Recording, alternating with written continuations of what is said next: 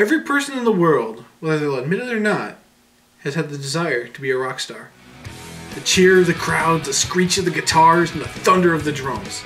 It's something everyone's daydreamed about, whether they should be writing a paper in history class or sitting in a boring meeting at work. And for the longest time, the only way to really feel like a rock star was to crank up your stereo and jump around your room, air guitaring on a broom.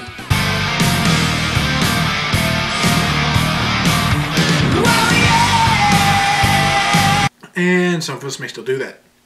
But that all changed in November of 2005 when a company called Harmonix gave us a little game called Guitar Hero.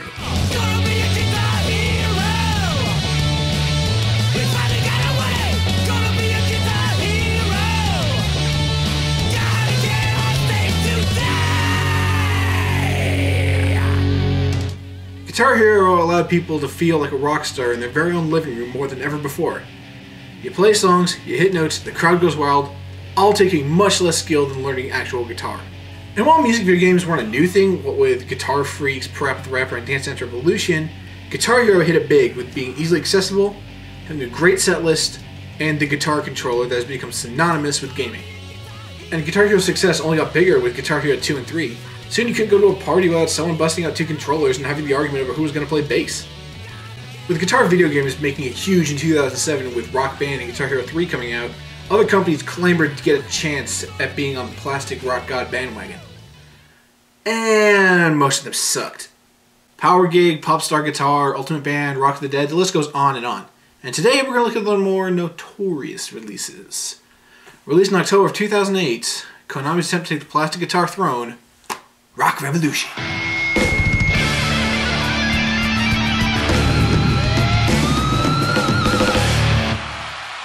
Now, if Guitar Hero was a band, they'd be Van Halen.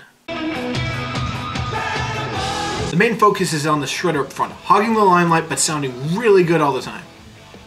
If Rock Band was, well, a rock band, they would be Queen.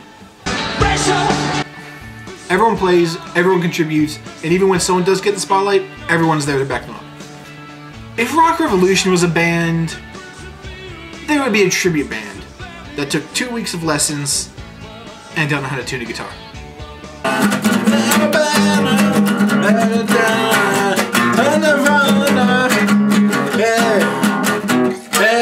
But musician metaphors aside, let's take a look at what we got here. Now we've got a few options to choose from, so let's take a look at the career mode first. After you pick your band name, the game throws you right into the first set of songs, not even letting you pick your character. If you want to do that, you gotta go back to the main menu, but we'll come back to those guys in a bit. Also, there's no bass career, just drums and guitar. Sorry bass players, I guess Konami doesn't even like you. But you can still play bass in quick play and multiplayer. If you want to do vocals, don't even bother. There's no vocal mode whatsoever in this game. The career mode is set up with tiers of albums in songs, with 6 tracks per album. If you beat 3 challenges, your album goes gold and you unlock a new album. If you beat all 6, your album goes platinum. After every 2 albums you beat, you get to unlock a new show. Yeah, because that's how it works, you release 2 albums then play a show. A show is where you pick 3 songs off the last 2 albums and play them back to back. The only real difference here is that you're scoring notes where you keep going between the 3 songs, and when a solo comes up, you get to play a freestyle solo.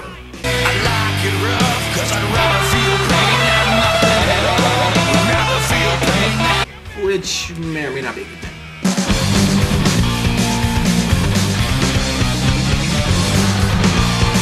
Now there are a few different ways to play songs on the album.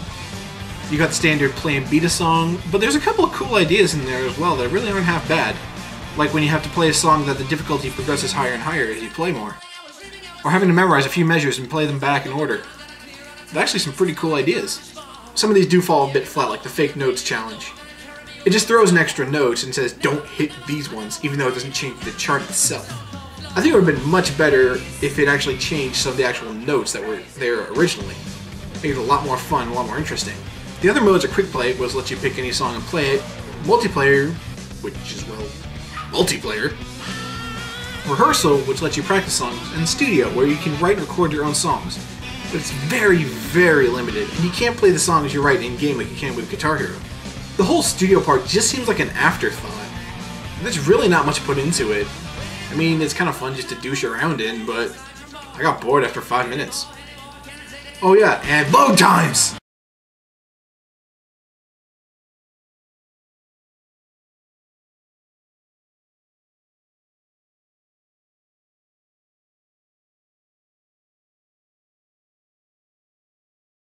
You still there? Good, you didn't crash. The load times are like a third of this game. They are constant after every little thing. You go to a menu, load time. Play a song, load time. Finish a song, load time. Everything, load times. I got a load time from going from one menu to another. The beginning menu. Load times! Well, the game's really only as good as its gameplay, so let's see what Rock Revolution has to offer. Let's go! Let's go! As you've already seen, the chart is shown completely vertically instead of Guitar Hero and Rock Band angled note track. It feels much more awkward than the other games, and if you're not used to it, it's going to throw you off for a while. The time window for hitting notes seems extremely tight and gives you little to no lenience on when you can hit the notes. It always has to be dead on. But the biggest problem with the guitar is in the hammer-on and pull-off system, in fact that they barely work. The game constantly drops notes, even if you hit them dead on. And if you play a chord before going into hammer-on, forget about it. It's horribly done. It makes me feel like I'm being cheated at a point. Another problem with the game is there's no feedback whatsoever if you miss a note. In Guitar Hero and Rock Band, you get a plink or clunk or a thunk if you miss a note. Here, there is nothing. This, coupled with the obnoxious timing window, will have you constantly missing notes, even on simple pop songs. It'll be too late to realize it until you're actually in the red. Speaking of in the red, your rock meter is in the top right corner of the screen, and your note chart is in the bottom left. How could you even make that worse? To check your score, you gotta look about half a mile away from where you're playing. And if you're struggling through a tricky solo and you want to actually see how bad you're sucking, you gotta turn your head all the way up to Mars to see how bad you're doing. And that's just gonna make you fail even faster because you can't see what you're doing down here.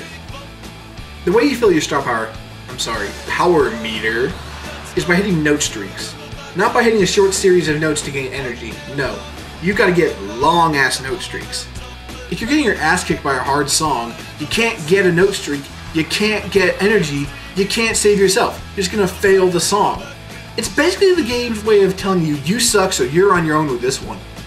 If you do get enough power, you can use it by tilting the guitar up or hitting select like in Guitar Hero. But instead of giving you a temporary score boost, it just gives you a big lump sum of points. Wow, points. Thanks, Rock Revolution, you really know how to make a guy feel special. Now, I'm not new to Guitar Hero. I've been playing since Guitar Hero 2, and I can beat pretty much any song on Expert.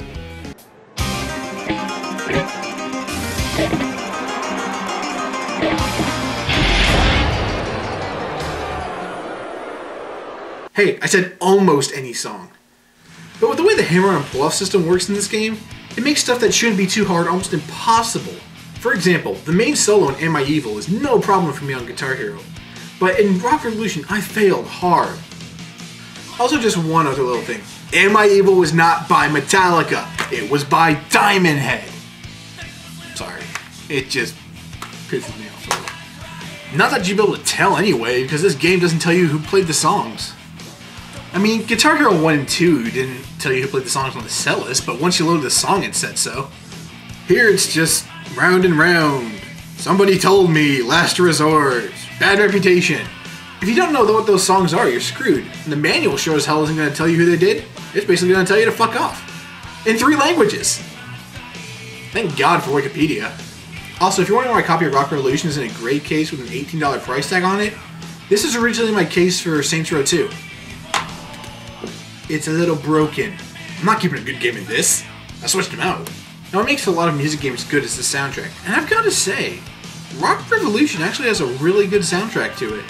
It's got something for everyone. You've got classics like Queen, The Who, Deep Purple. There's Twisted Sister, Whitesnake, and Rat for those of us longing for Sunset Strip.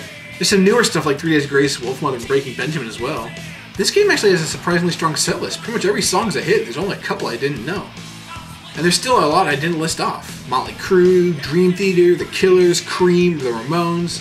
And for those of us that like things a little heavier, we got Megadeth, Iron Maiden, Metallica, System of a Down, Judas Priest, Killswitch Engage, Pantera.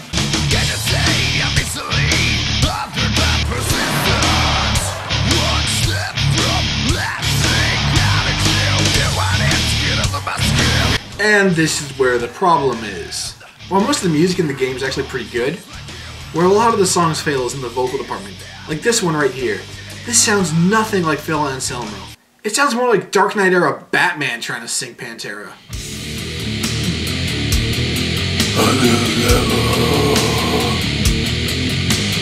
Oh,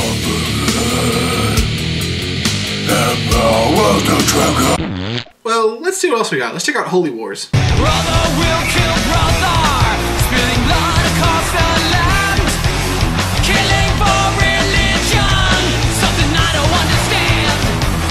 What? When did James LaBrie start singing for Megadeth? Editor's note.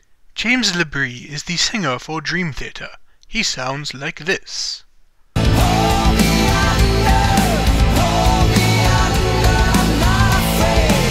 Whereas the actual singer for Megadeth, Dave Mustaine, sounds like this. I'm invincible, you might say despicable. You may notice a slight difference.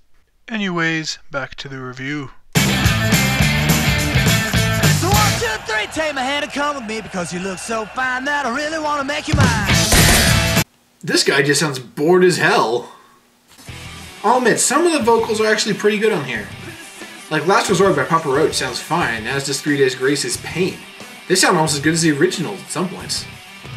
Most of the songs are passable on vocals, like Avril Lavigne's Skater Boy and Rush's Spirit of the Radio, but I'm not going to end on a good note. I've saved the best for last. The worst vocals in the game. So here you go. Wake up! Get rushed with a little makeup. How does cause fade away to shake up? Why'd you leave the keys up on the table? Here you go, create another fable. You want it? What the hell? This is awful! I know Serge Tankian isn't the easiest singer to copy, but you could at least try, instead of just giving the mic to some 15-year-old with a cold. Kiss me once. Kiss me twice. Come on, pretty baby. Kiss me deadly. Well, how's the game look? You've been watching gameplay for the entire video, you tell me! Bad. The character models are decent at best, the lighting can be harsh and erratic, the animations are jerky and often don't match what's going on in the song, and the menus and sections can just bland and have nothing going on in them.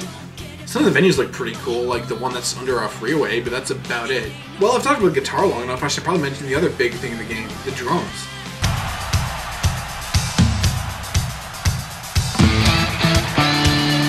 I've been a drummer for about 4 years, most of that I spent playing drums in a thrash metal band.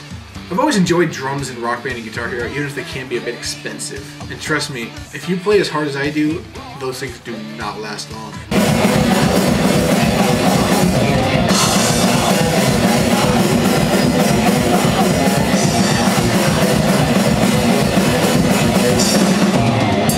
So I gave the drums in Rock Revolution a try, and it kind of turned out like this. What's silver? What is my life? Quiet Riot, you have betrayed me.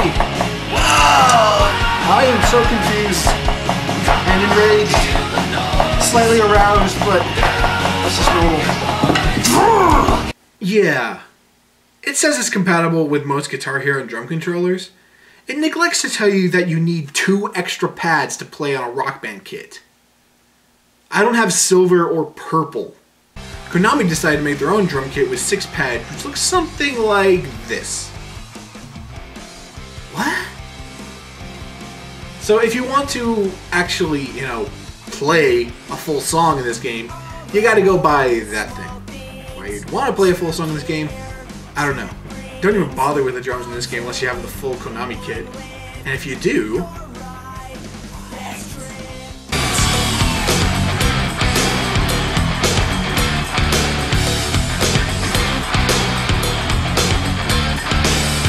going back to the characters for a minute, none of them are really that interesting.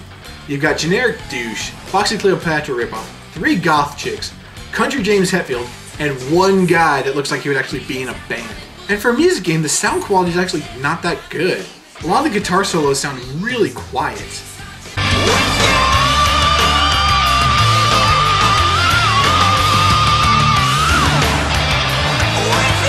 And the vocals can sound pretty muffled and fuzzy sometimes too. Also, the crowd always seems to be chanting something at the beginning of each song. It's kind of hard to tell what it is.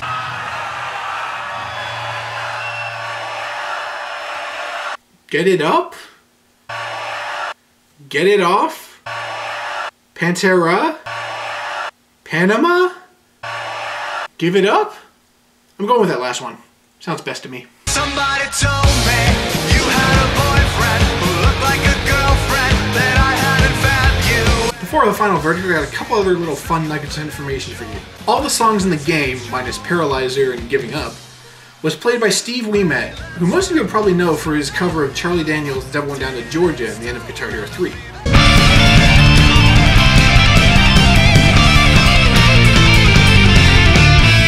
Which is awesome. And this is probably why most of the music in the game was as good as it was. Steve Ouimet's a badass guitar player. The best it's ever been! Another fun fact is the Wii version didn't even use guitar or drums, but instead used the Wiimote and the nunchuck to play it. Players would move their arms around specific motions to try and play the song. I can only imagine how well that must have played out. Also, Konami thought it was a great idea to not make a guitar controller for this game. Instead, you gotta go use a Guitar Hero Rock Band one. Johnson, how are those prototype controllers coming? It's pretty good, boss. We got the guitar controller almost done. This thing is solar powered, it's guaranteed to never break, cures cancer, gives hand jabs. Scrap it, we don't need that. Wait, what? Didn't you get the memo? We're using our competitors' controllers. It's a great business move, very bold. It's chic. How is that in any way a good idea? Because if they want to play drums, they'll have to use our drums. They're far more confusing and expensive. That doesn't really answer my question. Well, you're fired. Get out.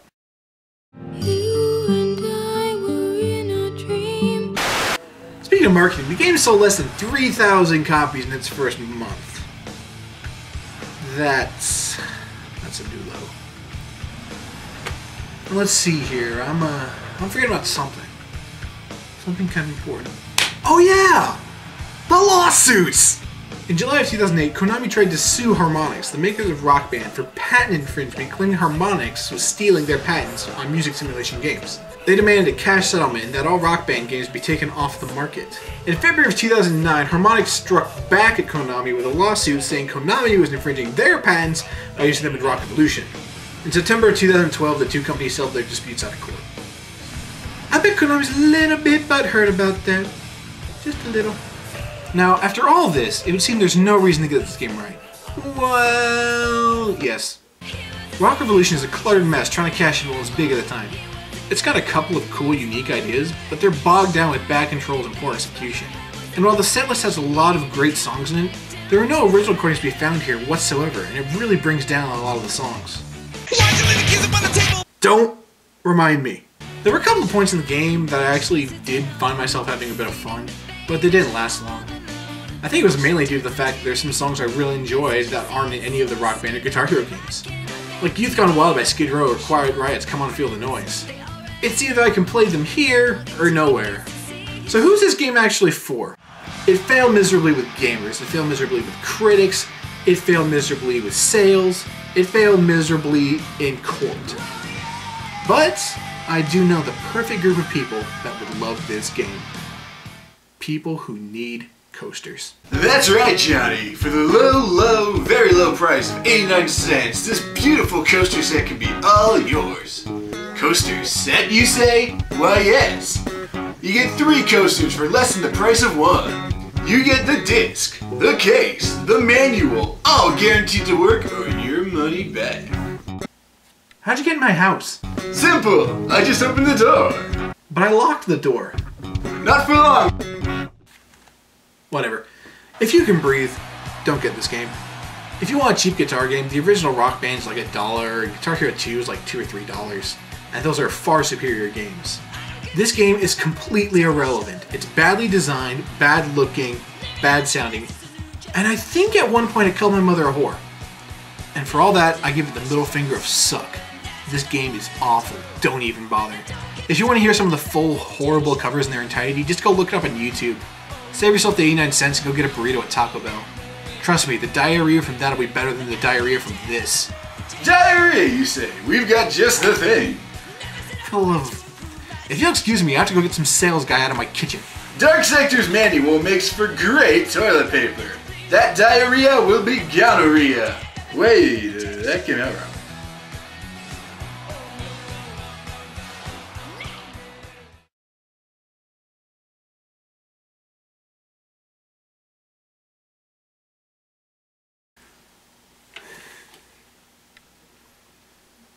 How could this happen to me?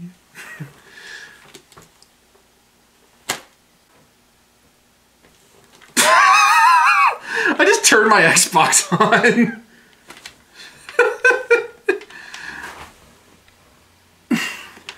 No. Blooper reel. First episode, I'm more thinking of bloopers. I'm good, like.